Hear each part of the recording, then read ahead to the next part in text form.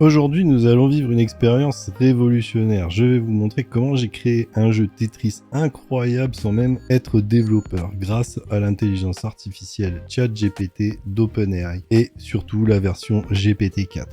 Vous allez être étonné de voir à quel point il est simple de donner vie à un jeu vidéo avec une IA qui vous guide pas à pas. Ne bougez pas, vous ne voudrez pas manquer une seule seconde de cette aventure spatiale, accrochez-vous, c'est parti. Donc voilà, je vous montre le jeu vidéo que j'ai créé avec ChatGPT et sans taper la moindre ligne de code. Je ne suis pas développeur, je ne connais rien à JavaScript et pourtant j'ai réalisé ce petit jeu vidéo, comme vous pouvez le constater, qui est une réplique de Tetris. J'ai même poussé le vice jusqu'à acheter le nom de domaine et à mettre ce jeu en ligne, et donc j'ai créé un site web. Allez y jouer en cliquant sur le lien que je vous mets dans la description. Alors comment j'ai fait concrètement pour faire ce jeu vidéo? J'ai tout simplement demandé à ChatGPT de le coder à ma place. Je vais vous montrer concrètement comment ça se passe. Alors, dans un premier temps, je lui ai juste dit, je voudrais que tu me codes Tetris en JavaScript. Et donc là, il m'a répondu, je peux vous donner un exemple simplifié de Tetris en JavaScript. Ce code utilise des éléments Canva, etc. Blabla, bref, je m'en fous un petit peu. Donc, il m'a dit, voilà un fichier HTML et un fichier JavaScript. Donc, ce fichier HTML va appeler ce fichier JavaScript. Donc, qu'est-ce que j'ai fait? J'ai créé un fichier index.html et j'ai collé ce texte ici. Et j'ai créé un fichier tetris.js et j'ai mis le code ici, tout simplement. Et donc là, j'avais une bonne base de départ pour faire le jeu que je vous ai montré en intro. Et donc, il m'a dit, ce code de base dessinera une pièce Tetris simple en forme de L sur l'écran. Il vous faudra ajouter des fonctions supplémentaires, gna gna gna gna gna. Donc, je lui ai dit, bah ok, bah peux-tu ajouter les fonctions supplémentaires pour gérer la rotation des pièces, la détection des collisions, le mouvement des pièces, le système, le score, bref. Et là, il m'a répondu bien sûr, voici une version plus complète du fichier. Donc j'ai eu pas mal de soucis parce que j'ai commencé ce code hier soir pendant que les Américains étaient là, et ce qu'il faut savoir, c'est que ChatGPT, il est un petit peu plus long l'après, mais surtout en fin d'après-midi. Donc je me suis dit, bon, je vais arrêter là et je vais continuer demain matin parce que j'avais des erreurs network, etc. Donc je me suis dit, je vais attendre un petit peu. Et du coup, petit à petit, à chaque fois, je lui collais les réponses, je lui demandais de me terminer le code. Et donc petit à petit, en lui demandant de terminer le code, en lui disant de reprendre là où il s'était arrêté, etc. Et en lui disant, voilà, termine le code, corrige telle ou telle erreur. Alors j'ai eu pas mal de soucis, j'ai recommencé pas mal de fois. Et je lui dis, peux-tu me dire s'il fonctionne et me dire quelles sont les erreurs? Donc il me répond, je peux pas dire avec certitude, machin. Et il me dit ce qu'il peut corriger. Donc je lui redonne le code et je lui demande de terminer pour gérer la génération aléatoire des pièces, etc. Et là du coup, il me génère un code qui est plutôt pas mal. Donc je lui demande de continuer, donc il continue. Ensuite je lui dis ce code fonctionne pas. Bref, ça m'a pris un petit peu de temps, je dois bien le reconnaître. Mais au final, je lui ai donné le code final, il m'a repéré les erreurs que j'ai corrigées. Donc je rappelle, j'ai vraiment pas codé une seule ligne de ce code. Donc j'ai dû lui demander plusieurs fois de me continuer le code, etc. Donc je faisais autre chose à côté, mais il me réécrivait le code et bon voilà.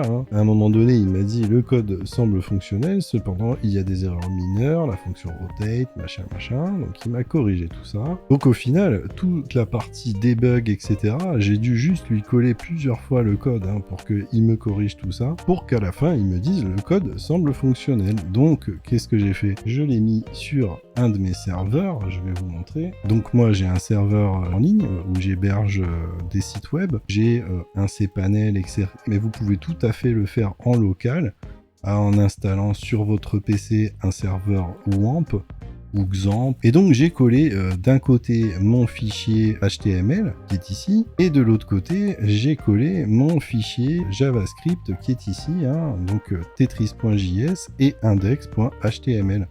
En gros, c'est à peu près tout ce que j'ai à la racine de mon serveur. Et ces 2 seuls fichiers me permettent donc d'avoir un jeu vidéo fonctionnel. À la fin, je lui ai dit, je vais te donner un code, je veux que tu le simplifies et que tu me donnes une version améliorée afin qu'il soit simple à maintenir. Nanana. Hop, je lui ai collé tout mon bordel, hein, donc le fichier JS et le fichier HTML, et il m'a absolument tout corrigé d'une traite. Et donc après, je suis parti dans des petites customisations, hein. Je lui ai demandé, je voudrais que tu m'affiches les commandes clavier et un titre, ainsi que la possibilité de mettre une image de fond.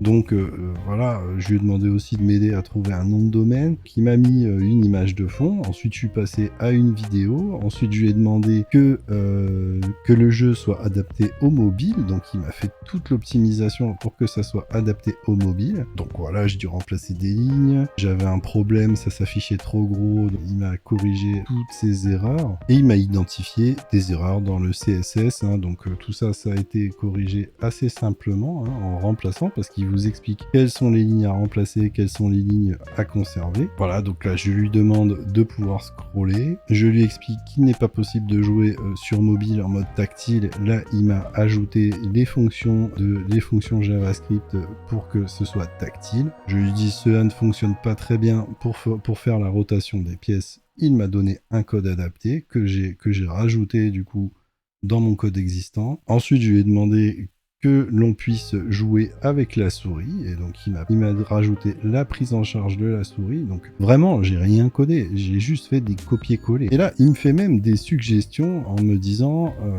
que ça peut être amélioré, par exemple en gérant le déplacement vertical et en optimisant la sensibilité de la rotation. Donc ok, cool, ben fais-le moi. Donc c'est ce que je lui demande. Et du coup, il m'a rajouté des choses à coller dans mon code.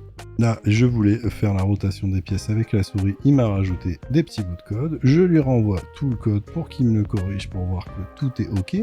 Ensuite, je me suis dit, tiens, je vais carrément faire un vrai site avec un vrai nom de domaine. Donc, je lui ai demandé comment ajouter Google Analytics. Donc, il m'a expliqué pour que je puisse voir s'il y a des visiteurs sur mon site. Je voulais installer Google Analytics.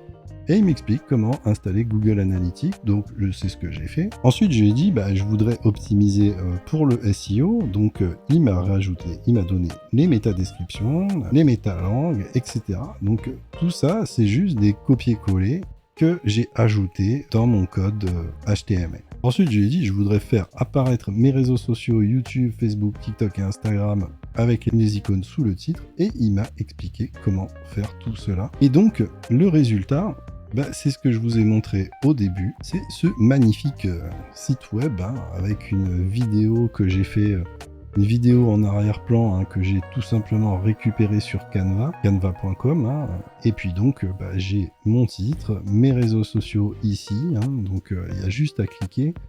Et puis, j'ai mon jeu qui est tout à fait...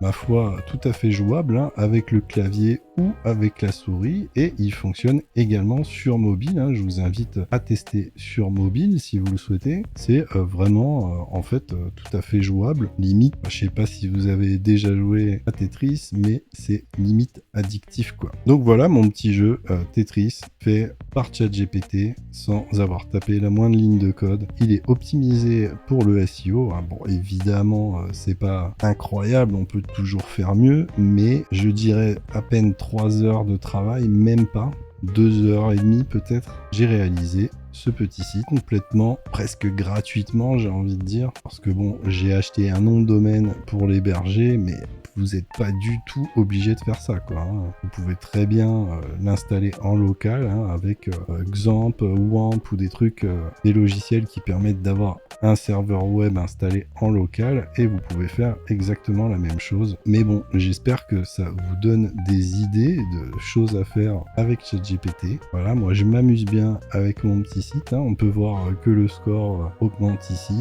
et que bon voilà, hein, j'ajouterai peut-être par la suite des fonctionnalités pour faire des niveaux, etc., pour que ça aille plus vite. Mais bon, pour le moment, je trouve ça complètement ouf ce qu'on peut faire avec juste cet assistant virtuel qui m'a tout codé de A à Z. Donc on peut imaginer plein d'autres applications, évidemment, hein. C'est pas une fin en soi, un jeu Tetris c'est sympa, mais on peut faire des trucs beaucoup plus intéressants et même des choses, hein, des sites qui peuvent vous rapporter pas mal d'argent.